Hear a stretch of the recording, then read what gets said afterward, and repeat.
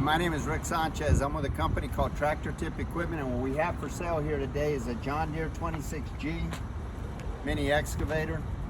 We're going to talk a little bit about the mechanics of this particular machine in the first clip, the operating specs in the second, and we'll run it in the third. If you buy this machine from me or some of the others I have for sale, we've got some forklifts and some wheel loaders and some compactors and backhoes. Anyway, point is, if you buy this tractor from me or any of the others that I have for sale, you're going to be dealing with Perf Prevents. He's my right-hand man. He's the guy running the camera right now. The serial number of this machine is, I don't have my glasses on, but it looks like 26044. I'm going to leave that last digit blank.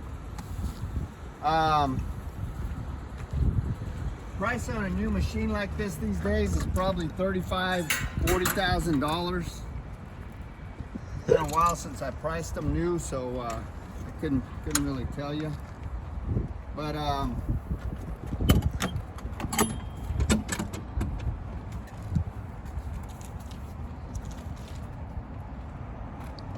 as far as this machine weighs about 3,100 pounds. As far as manufacturers go, John Deere is a company that's been around for 175 years. It's number one in the U.S. and the world in terms of ag and construction equipment combined, and utility equipment. This is what you'd call utility equipment. They've always been leaders. I read that John Deere ranks number one in terms of the highest employee satisfaction, and they are one of the most admired companies in the world. So it's a good machine coming from a good American company. I said the weight of the machine is 3,100. I meant that the hours on this machine are around 3,100. I stand corrected. The weight of this machine is 6,100 pounds, roughly 6,106 pounds to be exact. The widest point are these tracks right here, or that blade, which are 5 foot wide. The highest point is the top of that cab at 8 foot. The transportation length is probably somewhere around 14 foot when that boom is knuckled around. We got a plane overhead, so I'll try to talk a little louder. Comparable machines are like a Komatsu PC27, a Caterpillar 303, or maybe a Bobcat 325. As far as the history of this unit goes, this machine, like almost every machine we purchase, is an original owner Dallas, Texas machine. You say, well, why would I even mention that? I mention that because you can see there's the rainwater's kind of gotten to where the paint's flicked off, but this machine in no way, shape, or form is rust pervasive. We're 300 miles from the ocean, and we're far enough south that we don't really get any of that white stuff you guys around the country get. So these machines are rust free when you buy them in this, we're kind of considered in the Sun Belt. Just about every machine we purchase, like I say, comes from one of these 30 different large contractors and municipalities. And this particular machine comes from a company that has an excellent maintenance program. It rivals some of the best I've seen. They really take care of their equipment, and they just get to a point when a machine gets to a certain number of hours, or really I think they get rid of them based on time. When it gets to a certain age, they get rid of them regardless of the hours. They cycle them out and bring new machines in. So anyway, it's a well-maintained machine. Now, I should say that before I purchase any machine, I have 2 mechanics go out and inspect it. If they say everything's okay with the machine, then I send Perf Prevencio to go out and inspect it. And if he says everything's okay, then I personally go out and inspect it. Now, if something's wrong with a tractor, you know, we've got a good enough relationship with these guys that I say, hey, if you fix this, that, and the other, you know, we'll come back out and inspect it. And we start the process all over again. So these machines are at least 4 times vetted before I write a check. We're very, very discriminating in our purchases. as far as options go, this machine has got a mechanical thumb, but you could replace this stiff arm right here, and we've actually done it before with a hydraulic thumb. Like I say, excuse my I've been under a tractor today, so my shirt's kind of dirty. But this has got what they call dual function hydraulics. So you can run a breaker, which is one direction. You can run a thumb or a grapple, which is bidirectional. So it'll run anything. It's got a quick couple disconnect. These buckets are readily available and they're easy to change. It's a mechanical. You just undo that pin right there, and if we have time, we'll show that to you guys. But these are your auxiliary hydraulics right here. It's got this strike-off blade right here. It's got an offset boom, which will allow you to dig parallel to your tracks, or if you're digging up against a wall or something, you can dig right up against that wall. It's got rubber tracks. It's got this battery disconnect here, which is kind of handy to have. You just disconnect it if you're not using it. Simple design. It's called a knife disconnect. Trying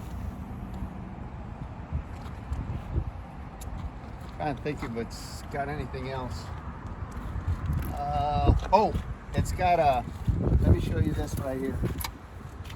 It says here, be sure to stop the engine before operating the selector valve. After changing the lever control pattern, recheck that the lever control positions have been correctly changed. So basically, when we bought this tractor, it was on backhoe controls. And Perfecto and I we couldn't hit the broadside of a barn with a tractor on backhoe controls, so we switched it over to excavator controls, and it works just great. So that's another option there. This engine right here, I don't know, can you get in there, Perfecto? Well, sort of. This is the way. That engine is a Yanmar engine. It's a 20 horsepower engine. That engine is found in Komatsus. It's found in Kubotas. Kubotas. Like Kubota excavators have Yanmar engines too, even though they build their own excellent engine. John Deere, Bobcat, Komatsu, Yanmar has their own line of excavators, but that is a very popular bulletproof engine. This machine has got a 9-gallon fuel tank, which will run you anywhere from 12 to 16 hours, depending on your application. This machine, excuse me, is mechanically sound. There is not one leak on it. Absolutely everything works. It's got a little 2-speed transmission there that you can get it up to 2.8 miles an hour. So you can pick your girlfriend up on a Saturday night, take her for a drive. The undercarriage is about 85%. It's in excellent shape. That's the original undercarriage. There's no leaks or any kind of problems on the final drives.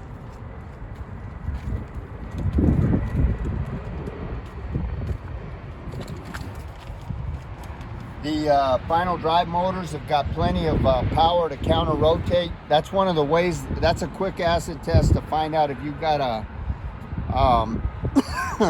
plenty of power going to your final drives, is you have one track go one way and the other track go the other way, and if it counter rotates, you got plenty of power.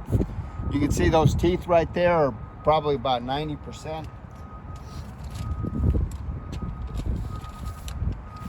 The width of that bucket is 24 inches. You could put some side cutters on it and make it out to 28. It's actually got a 25-inch bite. The height the height of the bucket is 36 inches. It's 32 inches deep. That's probably, what'd you say, Perf? About an eighth of a yard, somewhere around there. Eighth of a yard, yeah. This thumb right here it's 6 inches wide by 24 inches deep. Again, you can set this up as a hydraulic thumb. I think you can buy a cylinder on Amazon for like $300. If we had the time, we'd do it, but we don't have the time. The maximum dig depth on this machine is 8 foot 6 inches. The maximum reach at ground level from the center of that swing right there all the way out is 15.5 feet. The maximum dig depth, the highest you can dig, is 14 foot 8 inches. Excuse me. The breakout force on this bucket is 4,993 pounds, and this machine will easily lift 2,600 pounds. That's its lifting capacity. Again, these are rubber tracks right here. They're 12-inch rubber tracks. Excellent condition, 85%. There's 5 foot of track on the ground. That dozer blade right there is it's 11 inches high, and it's 5 foot across. Trying to think if there's anything else we missed here. What do you think about the machine, Perfecto? It's a good American made. There's no cracks or welds. Everything's tight. There's no deflections in the kingpin area. Yes, there's no cracks or welds. I forgot to mention that. There's no, what he's saying is there's no deflection in these two kingpins right here. It's good and solid. All of these pins and bushings are tight too. Thanks for reminding me, Perfecto. Yep. Good luck buying the machine. All right, we're gonna run it in the next clip.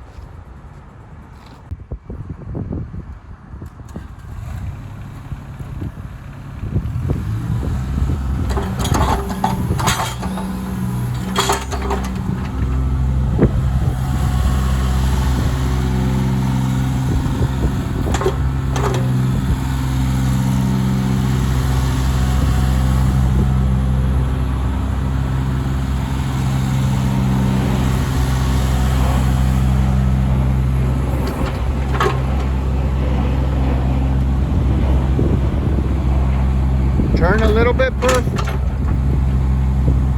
That will allow you to dig parallel to your tracks if you're going up against a fence row or a wall or something. That's what that offset boom is for.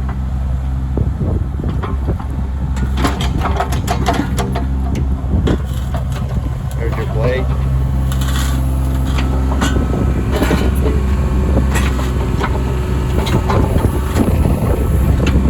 That's a handy little thing to have.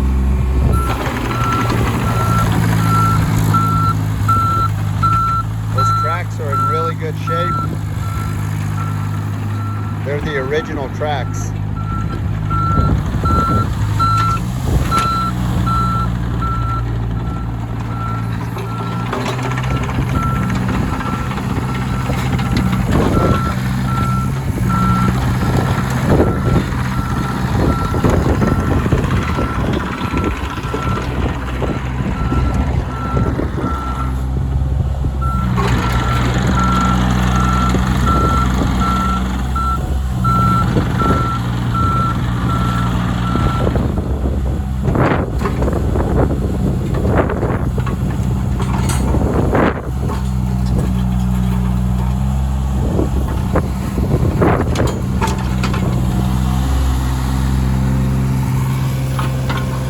This machine is mechanically sound. There's no leaks on it. Everything works. It's in really good shape.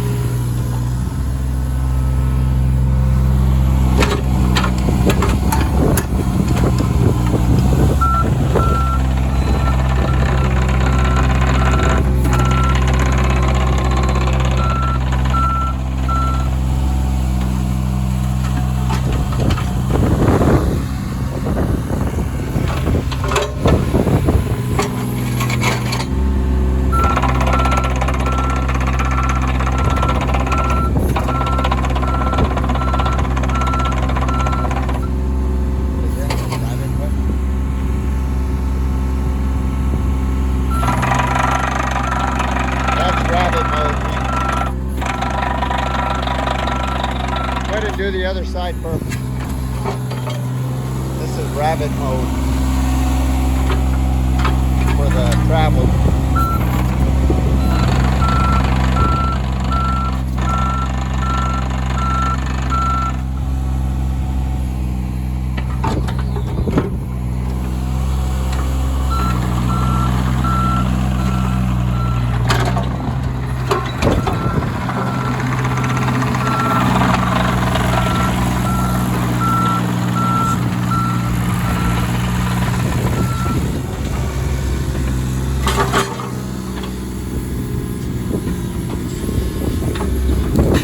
tire right there is pretty heavy. It probably weighs about 400 pounds. I mean, the lifting capacity of this machine is like 2,600, but it'll give you an idea.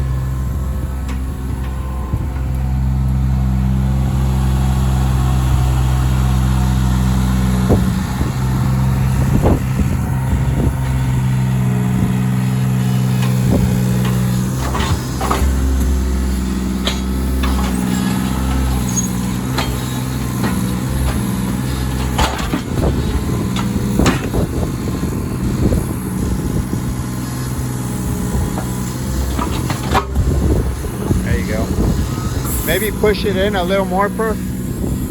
Get it out of our way. There you go. That's the machine. Good luck. All right, so this is the inside of the cab. That right there is your offset boom. Go ahead and show them. Oh, sorry. It's the offset boom. This, of course, is your travel motors. This right here, these are your auxiliary hydraulics, which we're not using right now. Right over there, there's your hour meter, ignition switch, throttle control. And then this is your safety switch. Let me show them that seat real quick. This is the original seat, all in good shape. Here's your lift capacity chart. It's a good running machine. A little dirty, but maybe we'll clean it up for an extra buck.